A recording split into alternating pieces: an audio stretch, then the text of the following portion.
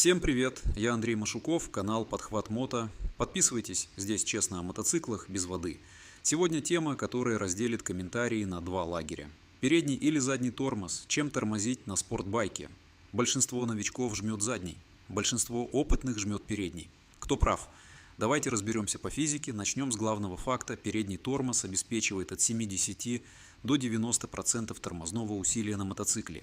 Не 50 на 50, не 60 на 40, 70-90% передний. Это не мнение, это физика. Почему? Все дело в переносе массы. Когда ты начинаешь тормозить, инерция бросает и тебя, и мотоцикл вперед. Нагрузка на переднее колесо резко возрастает. Переднее колесо буквально вдавливается в асфальт. И чем сильнее ты тормозишь, тем больше сцепления оно получает. Одновременно заднее колесо разгружается. Оно становится легким.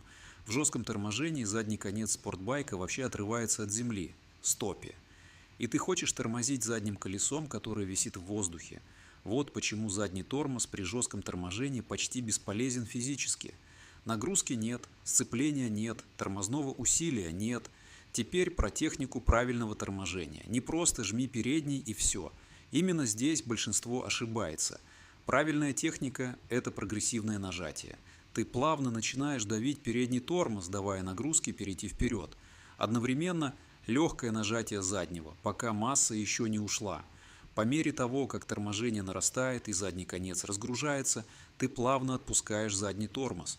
В итоге к максимальному торможению почти все усилие на переднем. Это комбо, где задний помогает в начале и стабилизирует байк, а передний делает основную работу. Резкий хват переднего тормоза – это тоже ошибка. Нужно именно сжимать прогрессивно. Джек Миллер из MotoGP описывает это так. Сначала максимально жесткое нажатие, чтобы продавить переднюю шину в асфальт, получить сцепление, и только потом полная сила торможения.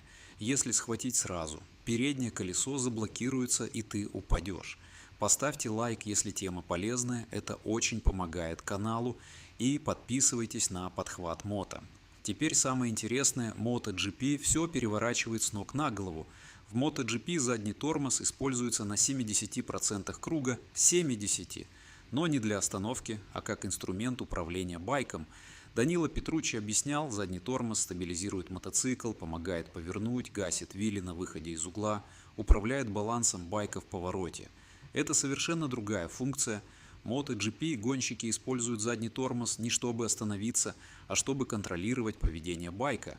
Пол Эспаргаро говорил, нельзя ехать на современном MotoGP байке только на переднем тормозе. При заходе в поворот снижаешь нагрузку на передний на 20% и компенсируешь задним. Это перегружает заднюю часть, освобождает передок и байк лучше поворачивает. Именно поэтому у многих гонщиков есть большой тормоз на большом пальце руки, чтобы использовать задний тормоз в любой момент, не отрывая ногу. Но это MotoGP. Для обычного спортбайка на улице или треке правило остается, передний делает 90% работы по остановке. Почему тогда все новички давят задний? Потому что это интуитивно кажется безопаснее. Заблокировал задний, байк немного скользит, но едет прямо и ты его держишь. Заблокировал передний, байк складывается и ты падаешь. Но это не значит, что надо тормозить задним. Это значит, что нужно учиться правильно работать передним, прогрессивно, с чувством, без резких рывков. Еще один момент. На скользкой дороге, на грунте, на мокром асфальте соотношение меняется. Там задний тормоз становится важнее, потому что потеря переднего колеса на низком сцеплении. Это немедленное падение. На грязи дёрт-байк гонщики вообще почти не используют передний. Но это отдельная история, итог. На спортбайке передний тормоз главный. Учись работать им прогрессивно. Задний – помощник в начале торможения и инструмент стабилизации в повороте. Не игнорируй его, но и не делай на него ставку при серьезном торможении. Напишите в комментариях, чем тормозите вы. Только передним, комбо, читаю все, всегда отвечаю. Подписывайтесь на Подхват Мото. Я Андрей Машуков. Езди умно. До встречи на дороге.